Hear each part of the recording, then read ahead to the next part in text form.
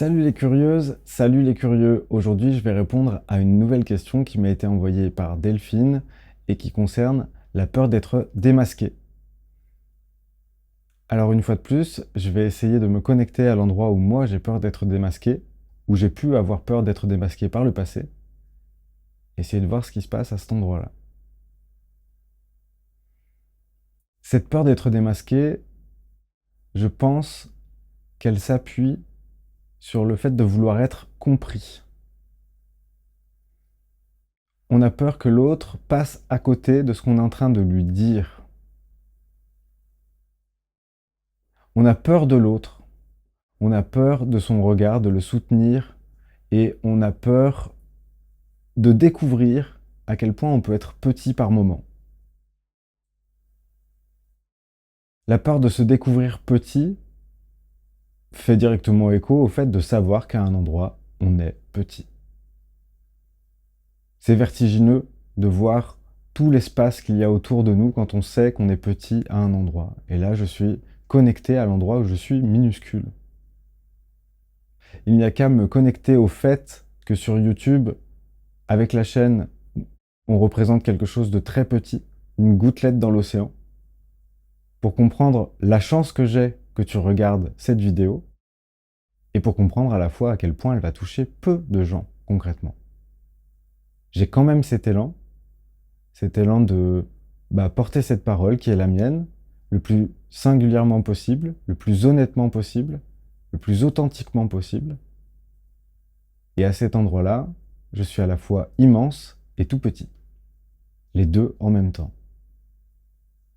Ce que j'ai remarqué aussi, c'est que cette peur a diminué avec le temps. J'ai de moins en moins peur d'être démasqué. Et je peux en témoigner à titre personnel, c'est une libération immense.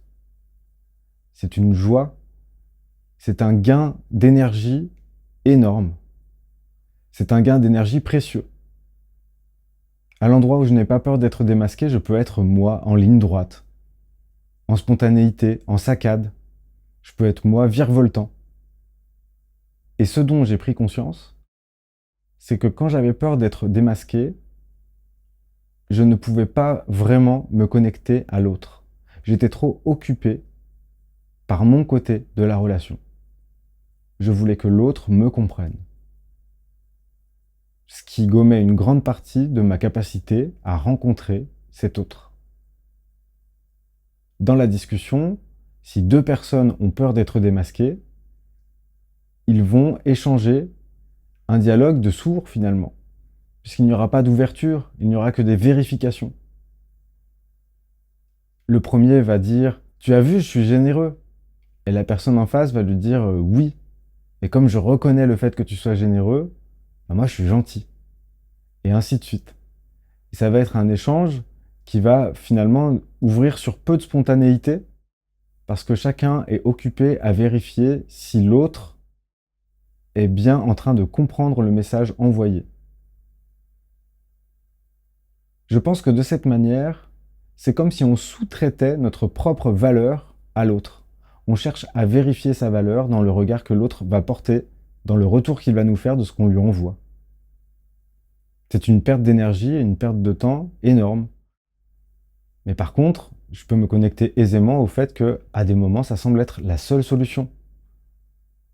J'ai fonctionné longtemps avec cette hyper-vigilance de vérifier que j'étais bien accepté à chaque pas. Je suis passé par l'autre pour me regarder, pour me donner ma valeur, pour me valider. Dans ces moments, je n'étais pas très vrai. J'étais vrai dans ma peur, mais je n'étais pas vrai dans la rencontre, et je n'étais pas vrai avec moi. Par contre, j'ai beaucoup de tendresse pour celui que j'étais, qui a eu besoin de faire ça pour se rassurer.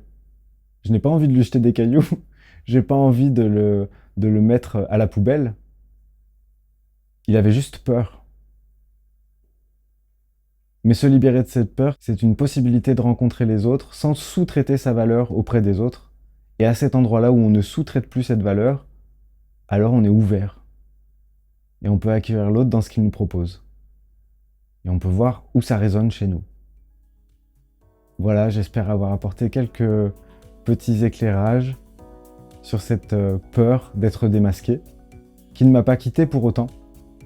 qui est toujours présente quelque part, qui peut toujours se réactiver, mais qui est de moins en moins une préoccupation.